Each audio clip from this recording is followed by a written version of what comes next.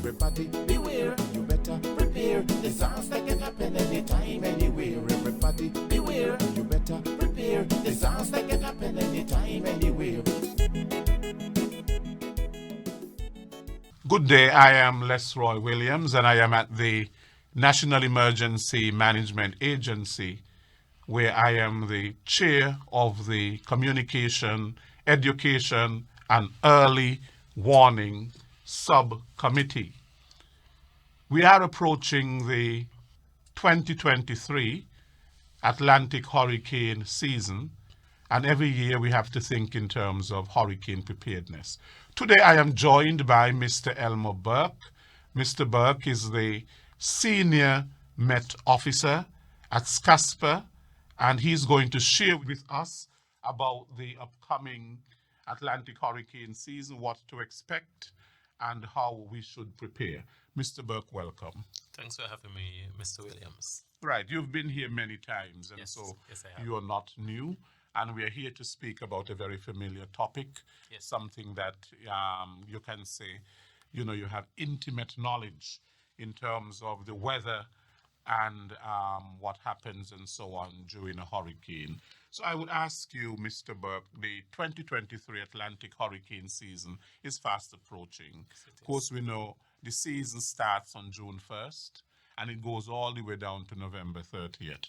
That is quite a long, I think it's a 6-month period. It's a 6-month period. So for 6 months of the year, a year only has 12 months, we are in hurricane season mode. So tell us, what can we expect for this 2023 hurricane season? Well, for us here in the Atlantic, the initial forecast is calling for near average season. And when we say near average season, we are speaking about 13 storms possibly forming, 6 of which may develop into hurricanes, and out of those 6, 3 may develop into major hurricane. And when you compare that to the average, based on the new climatological period, we're looking at 14 storms generally, possibly within a season, and 6 to 7 of those forming into major hurricanes, and 3 of those forming into major hurricanes. So as you can see, we are looking at almost on par in terms of comparing to the average, in terms of the climatological average. And the reason for this is because we are expecting neutral to possibly El Nino conditions. At this moment, the science is still uncertain in terms of whether or not we're going to remain in a neutral phase, or are we going to transition into a El Nino phase. At the same time, they're also looking at when this transition may happen, because depending on when it happens, then you can have a dampening effect in terms of storm formation, because the initial assessments, they were looking at possibly transitioning into El Nino as you move into what is perceived as the peak period. So if you have a suppression of the peak, then that's why instead of it having a above average, they are now leaning more so towards a near average.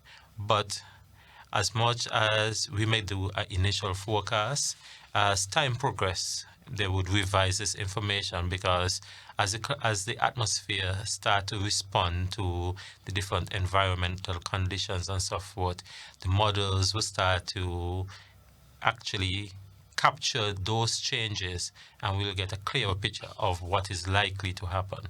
But for now, we are looking at near average. Right. Mr. Burke, we have been hearing about climate change. It is a staple now in our diet.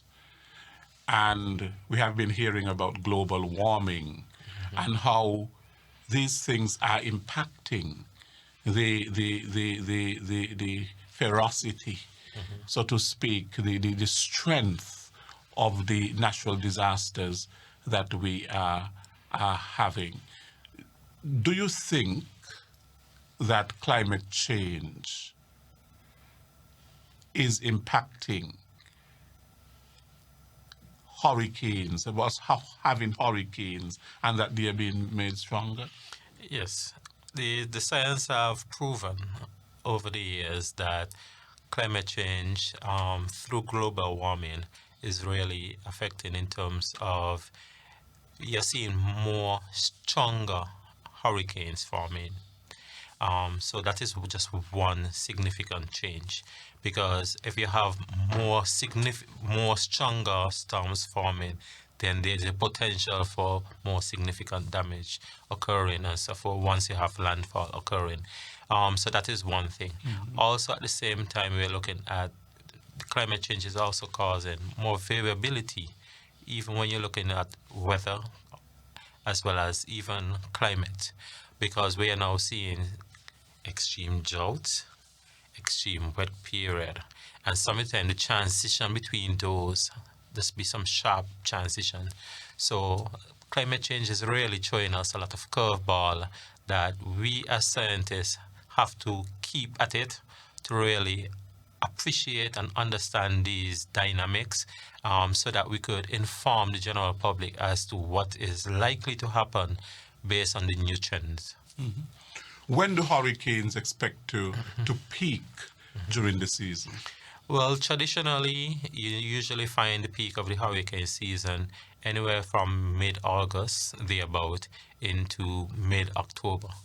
However, if you look at it from a statistical point of view, you usually find it generally peaking around September the 10th, thereabout.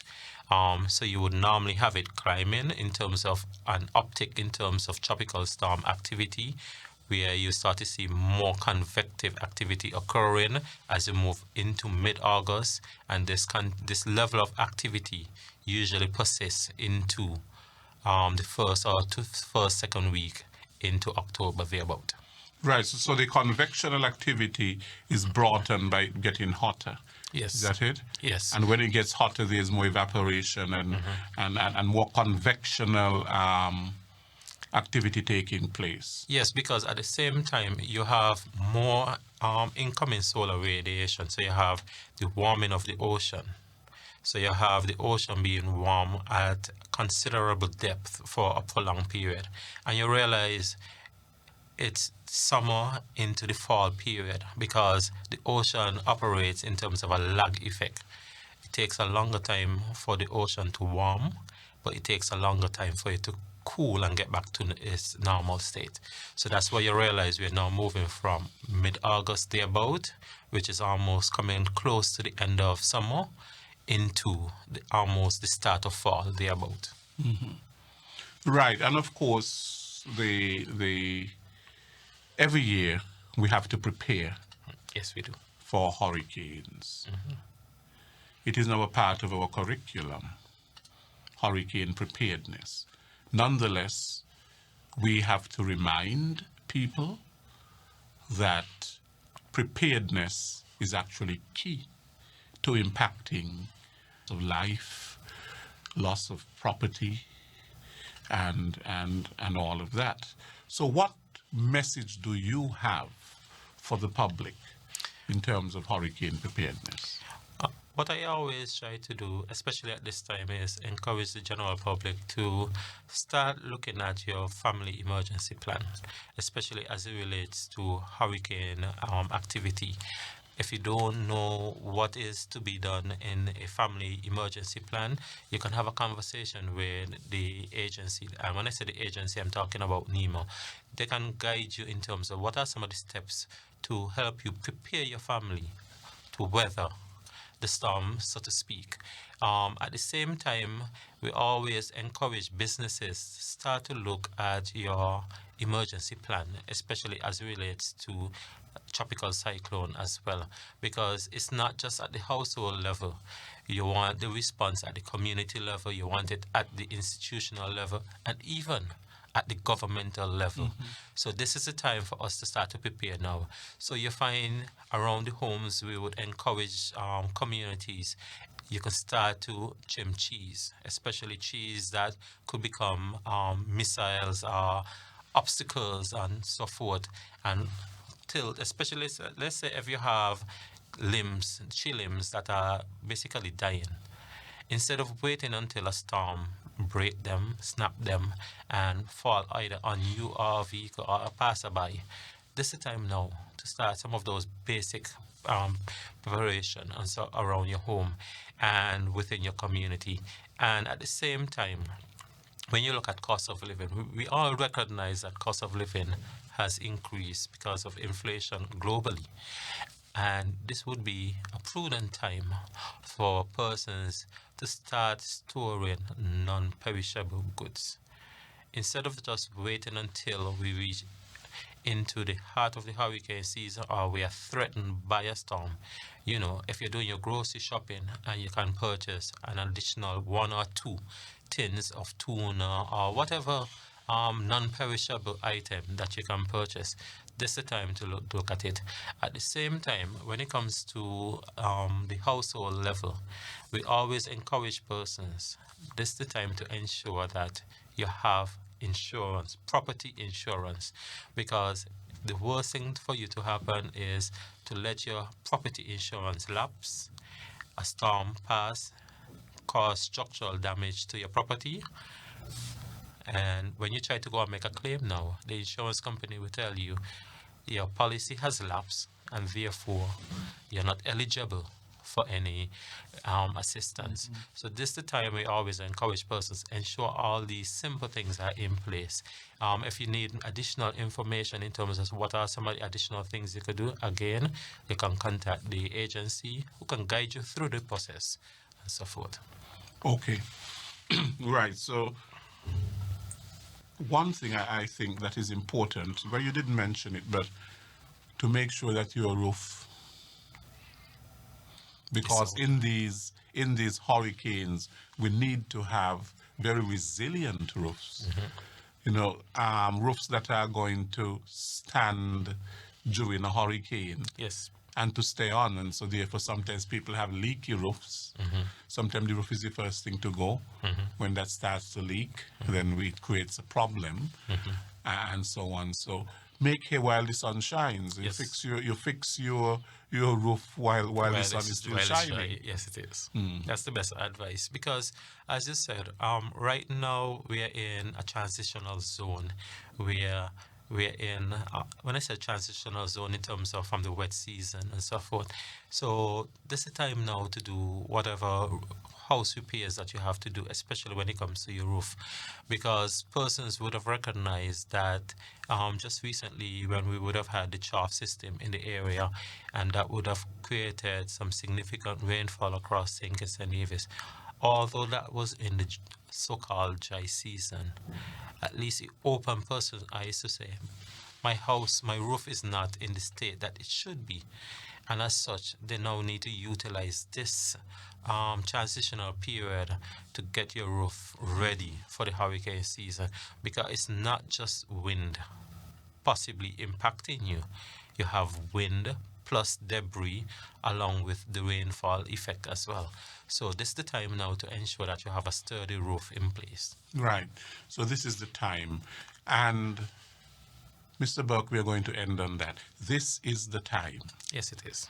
Do not wait. Do not wait. And so it is the time now for us to start to think in terms of preparing ourselves for the upcoming hurricane season, which is just around the corner. Yes. And we cannot underscore enough the importance of hurricane preparedness. So I want to thank you very much for coming and sharing with us about the upcoming hurricane season and what we can do to prepare. Mr. Burke, thank you. Okay, thanks for having me as usual, Mr. Williams. Everybody beware, you better prepare. Disaster can happen anytime, anywhere. Everybody beware, you better prepare. Disaster can